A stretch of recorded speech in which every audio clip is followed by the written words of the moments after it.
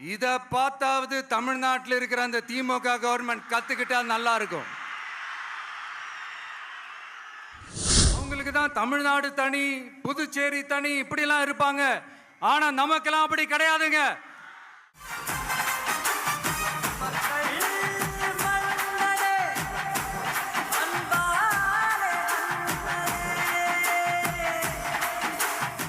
என் நெஞ்சில் குடியிருக்கும்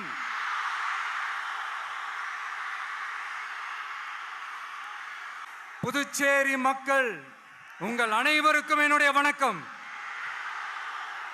இந்த ஒன்றிய அரசுக்கு தான் தமிழ்நாடு ஒரு தனி மாநிலம், புதுச்சேரி ஒரு தனி யூனியன் பிரதேசம். அவங்களுக்கு தான் தமிழ்நாடு தனி, புதுச்சேரி தனி இப்படிலாம் இருப்பாங்க.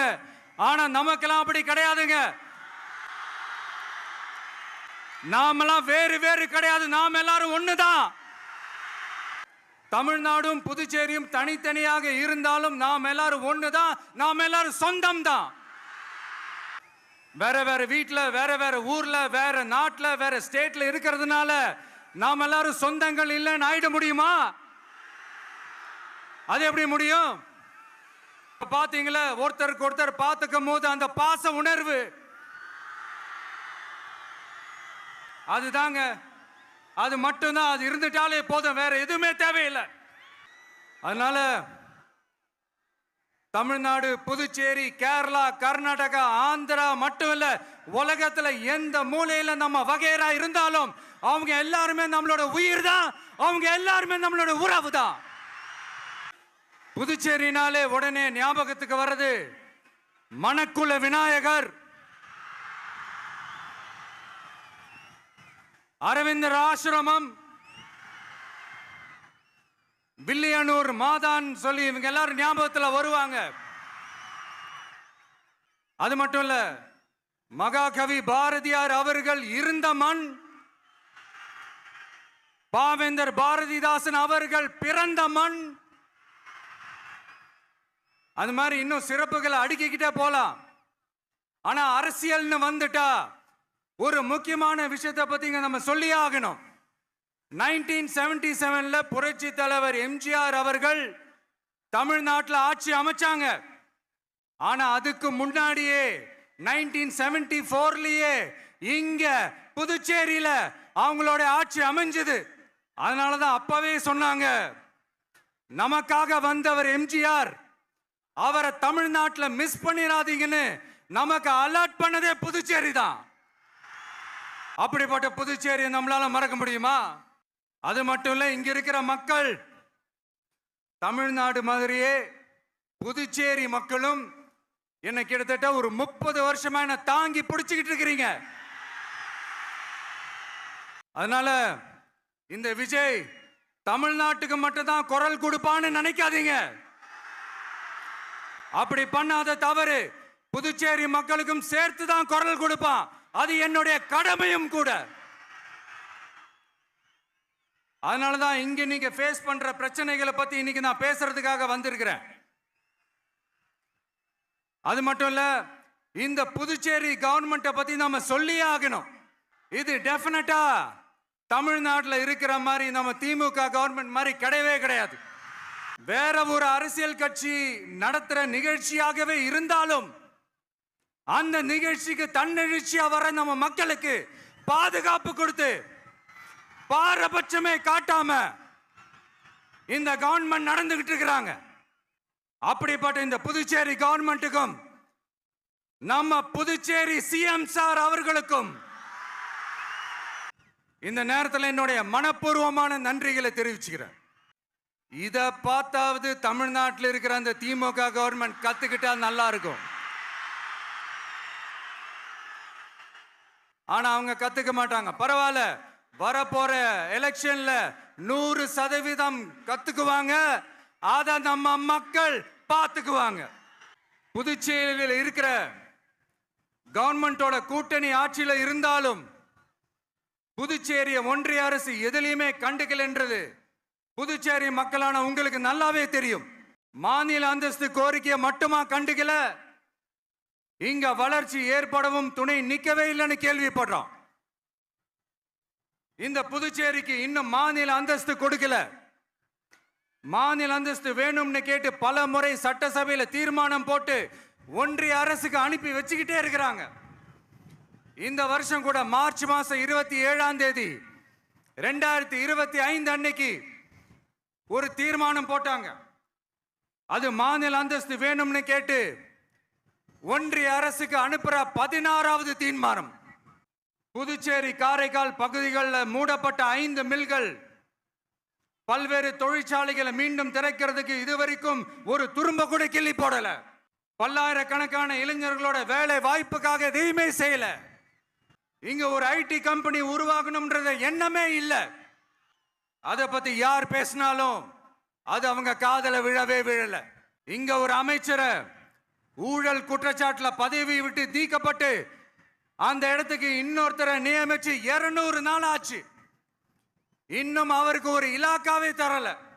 இந்த செயல் சிறுபான்மை மக்களை அவமானப்படுத்துறதுன்னு அந்த மக்களே சொல்றாங்க. புதுச்சேரியோட முக்கிய அங்கமாக இருக்கிற காரைக்கால், மாகே, ஏனாம் பகுதிகளில் எல்லாம் முன்னேற்றமே இல்லைன்னு அந்த பகுதி மக்கள் சொல்லிக்கிட்டே இருக்கிறாங்க. குறிப்பா காவிரியோட கடைமடை பகுதியான காரைக்காலை மொத்தமா கைவிட்ட மாதிரி தான் இருக்குது. இது எல்லாமே முன்னேற்றம் அடையணும். டூரிஸ்ட் பிளேஸ் ஆன புதுச்சேரியில போதுமான அளவு பார்க்கிங் வசதி இல்ல, போதுமான அளவு கழிப்பறை வசதி இல்ல. இதெல்லாமே மேம்படுத்தணும்.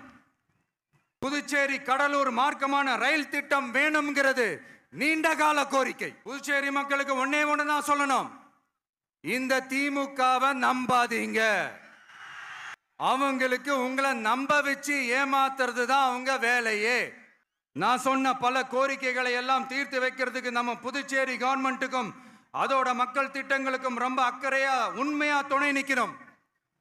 தமிழ்நாட்டை ஒதுக்குற மாதிரி புதுச்சேரியும் ஒதுக்க கூடாதுன்னு நாங்க கேட்டுக்கிறோம்.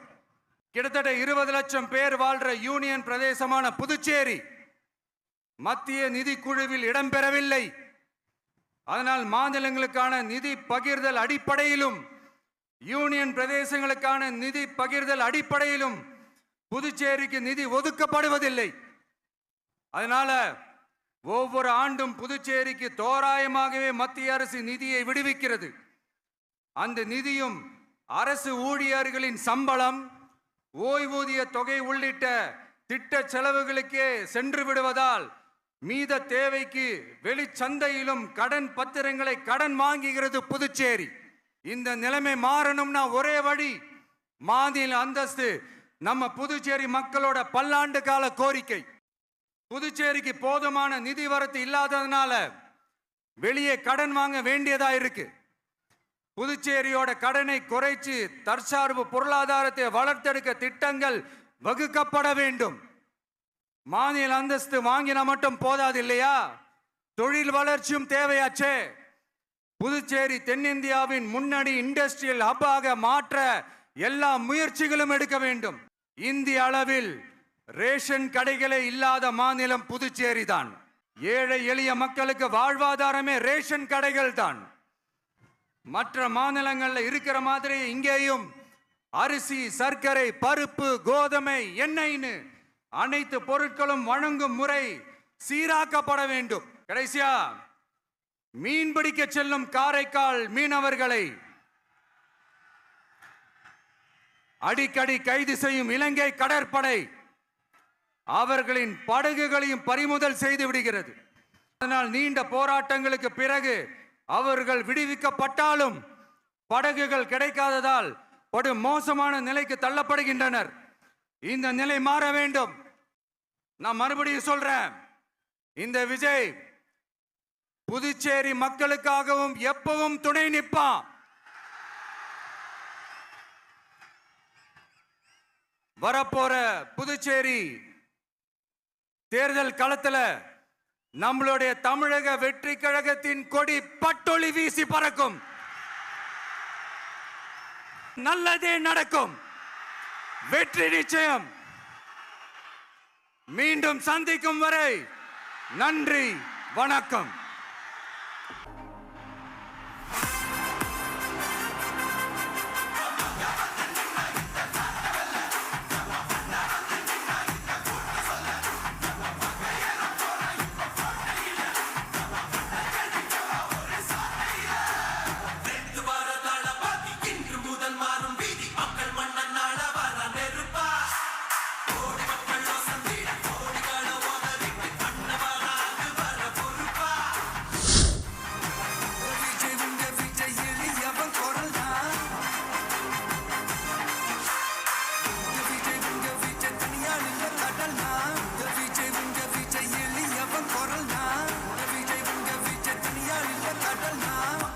மலை மன்னர்களை உனக்கு காட்ட வரனா